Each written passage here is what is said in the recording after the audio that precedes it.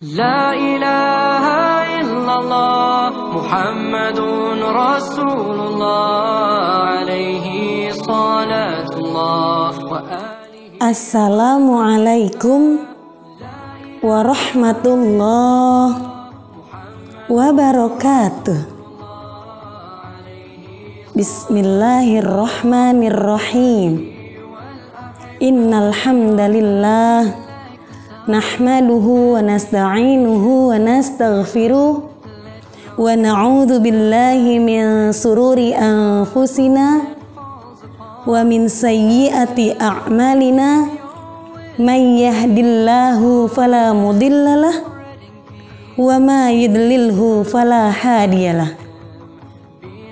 Asyhadu an la ilaha illallah wahdahu la syarikalah wa asyhadu anna Muhammadan abduhu wa rasuluh la nabiyya ba'dah. Rabbi shrah li sadri wa yassir li amri wahlul 'uqdatam min lisani yafqahu qawli. Amma ba'd. Apa kabar solih dan solihah kelas 5?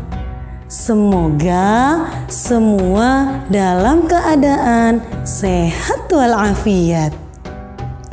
Bertemu lagi dengan Bu Guru Santi.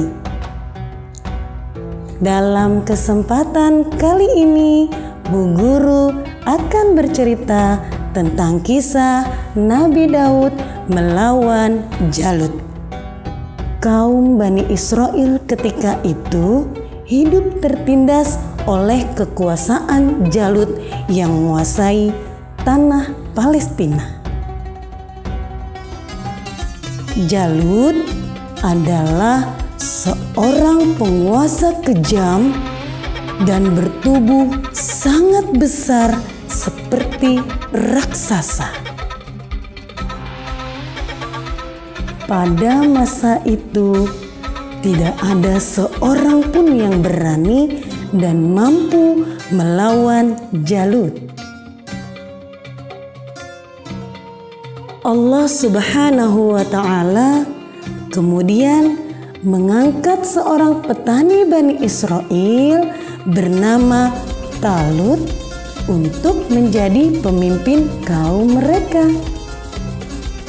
Sebagaimana terdapat dalam Al-Quran surat Al-Baqarah ayat 247 yang berbunyi, Nabi mereka mengatakan kepada mereka, sesungguhnya Allah telah mengangkat Talut menjadi rajamu.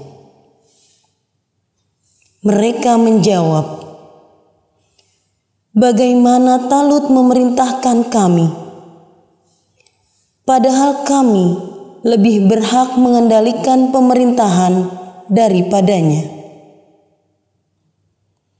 Sedang dia pun tidak diberi kekayaan yang cukup banyak.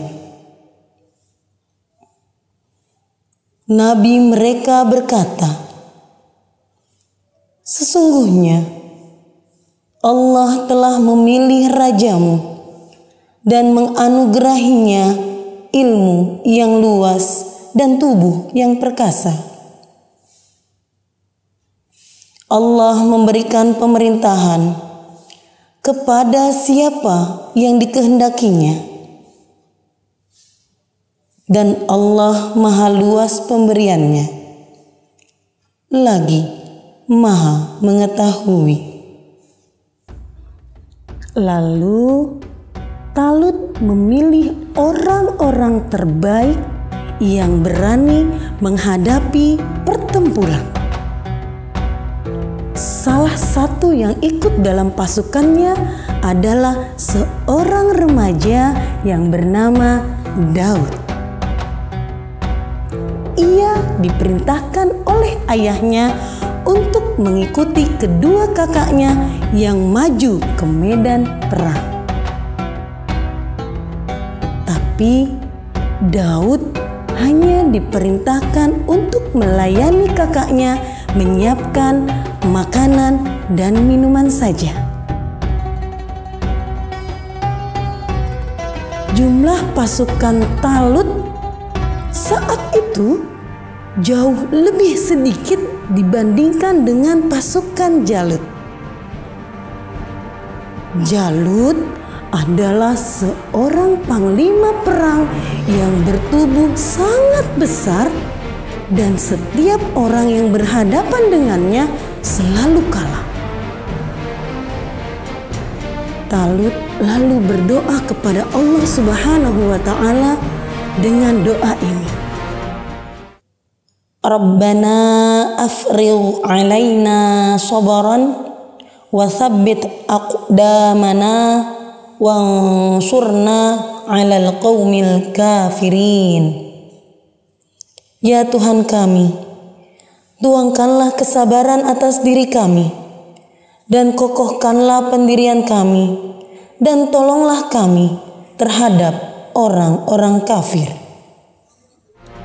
Maka dengan kekuatan doa itu mereka menyerbu pasukan Jalut dengan gagah berani.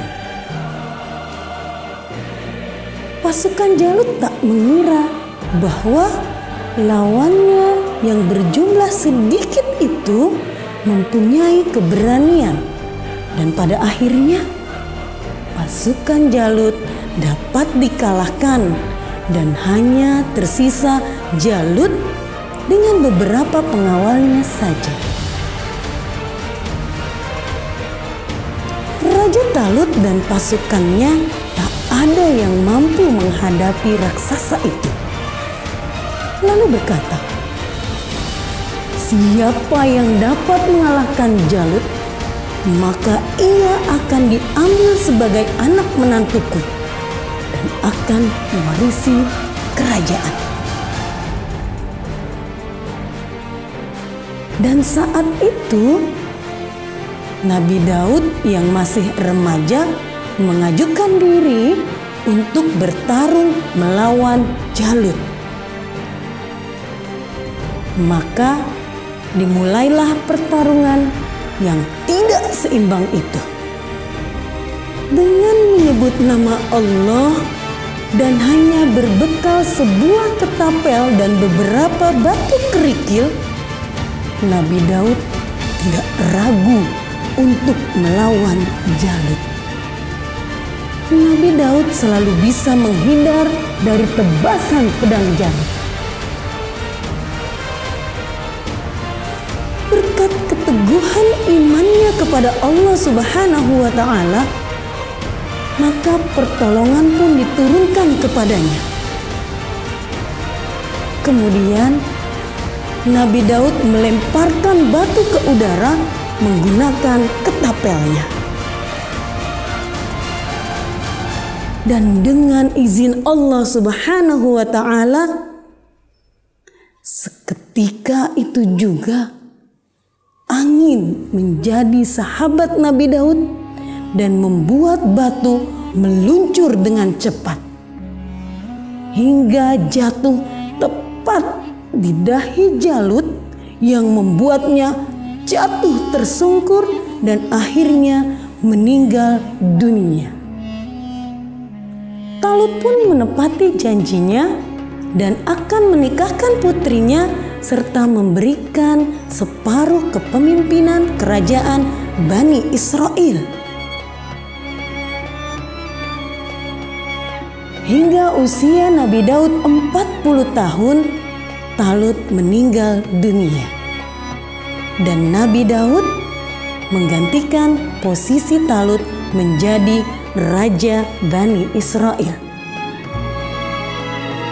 Tak hanya itu, Allah Subhanahu wa Ta'ala mengangkat Nabi Daud alaihi salam sebagai nabi dan rasul serta diturunkan kepadanya kitab suci Zabur.